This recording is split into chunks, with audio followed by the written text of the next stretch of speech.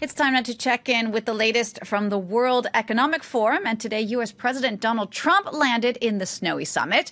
His message of America first, though, is running contrary to the push for more globalization and free trade pitched by the EU. Our business editor, Kate Booty, is standing by with more. Kate, over to you. Hi, Jeannie. Well, as you said, Donald Trump is on his way now to the World Economic Forum, which it's worth noting he never actually attended as a business tycoon. It's only now that he's the American president that he's actually been invited. Here, of course, the focus has been on globalization, and that America First policy that both he and his administration have been pushing rubs very much against the grain. We've heard one advisor seeking to clarify what that means, saying that from his point of view, it's not about America alone. It's about the U.S. as part of the broader world economy. Now, we've heard a few different definitions and defenses of those protectionist policies from the U.S. delegation over the past few days. So it'll be interesting to see what nuance the American president himself will actually give it in his speech on Friday. Now, to get some perspective on the week's events, I'm pleased to be joined by Badr Jafar, the CEO of Crescent Enterprises based in the United Arab Emirates. As a global businessman yourself, what's your take on the message that Donald Trump is pushing here?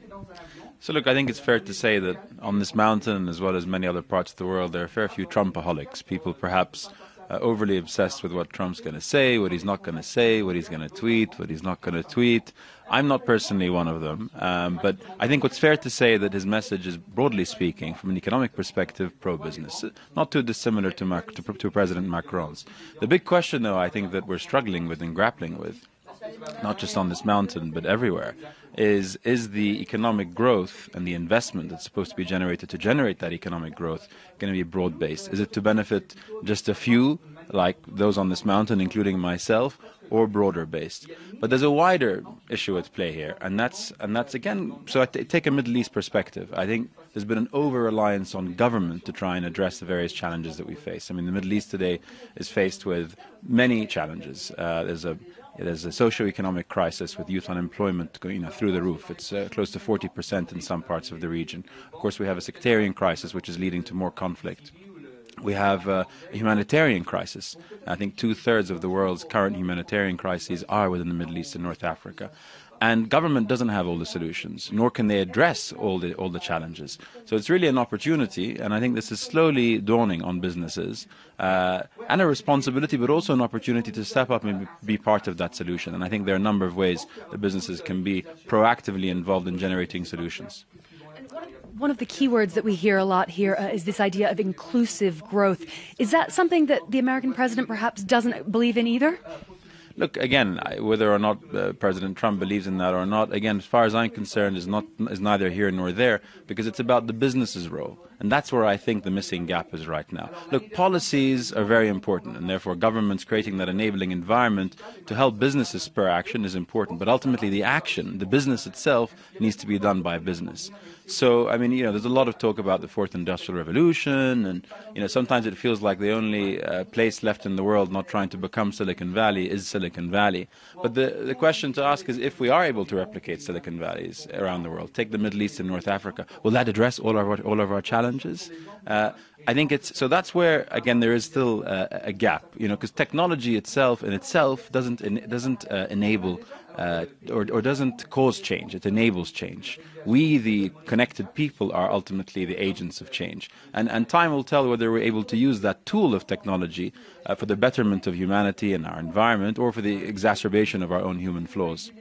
So moving from just tech hubs to more purpose hubs is, I think, where the ultimate solution is. And that's crucial for parts of the world like the Middle East and North Africa. Now, one of the unique things about Davos is that it creates this sort of cross-section between politics, business and humanitarian work. And that's something that you're particularly passionate about. Yes, I was really humbled to sit on the UN Secretary General's high-level panel for humanitarian financing for a couple of years, really looking at both the quality and the quantity of funds towards better humanitarian outcomes.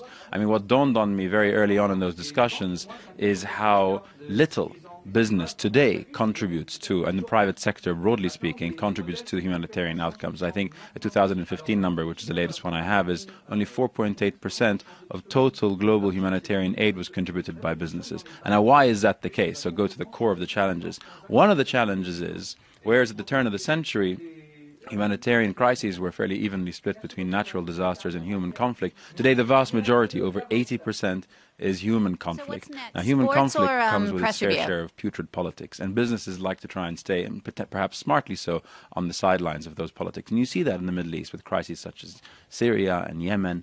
So I think there needs to be better communication between policymakers and indeed businesses on how to engage and how not to engage in economic crises. And the next one, which I think is a broad topic, but again, a lot of room for improvement, is moving the narrative of business engagement and humanitarian outcomes from donations and philanthropy into really investments in resilience, and for businesses to really ultimately realize that it's in their enlightened self-interest to invest early in trying to build resilience within these communities to avoid challenges and ultimately much greater cost going down the road.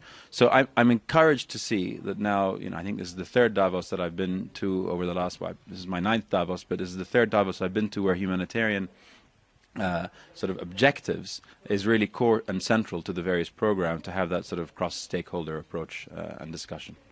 Jafar, I'm afraid that's all we've got time for now. Thank you so much. We'll wrap it up. We'll be back with all the latest events from Davos throughout the day and for the rest of the week. Back to you, Jeannie. Thanks for that. That was Kate Moody there reporting from Davos. It's now